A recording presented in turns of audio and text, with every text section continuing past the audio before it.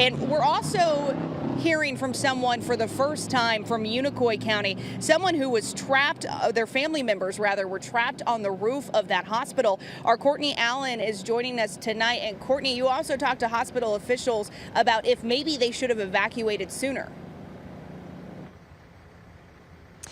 Casey, it all happened on that roof behind me. While the woman we talked to didn't want to appear on camera, she did want to share her family's story of rescue. People trapped on the roof of the Unicoi County Hospital. Floodwaters nearly reaching the top as helicopters flew in to rescue. Where the hospital was, for this area, that was like ground zero. Shelley Burgess says 3 of the people on the roof were her dad, mom, and 90-year-old grandmother. Hard to explain.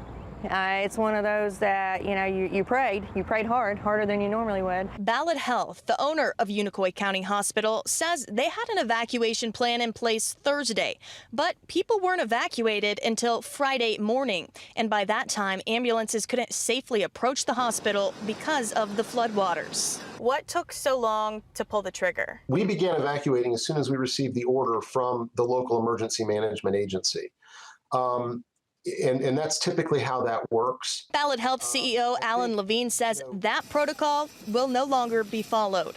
If we see that an event is approaching where 5 to 10 inches of rain is being predicted, then the answer is, yeah, we're not going to wait in the future for an order. We asked Ballad Health about the future of the hospital. It's in a flood zone, but Levine says it was built at a higher elevation. It was built at the same elevation as the interstate, and the reason we did that was because the interstates are generally built to avoid being flooded. The interstate, I-26, now looks like this, and the hospital looks like this. Ballad Health says they're assessing the damage. Meanwhile, Burgess says she's thankful these lives were saved. Praise God, they're all good. God's good.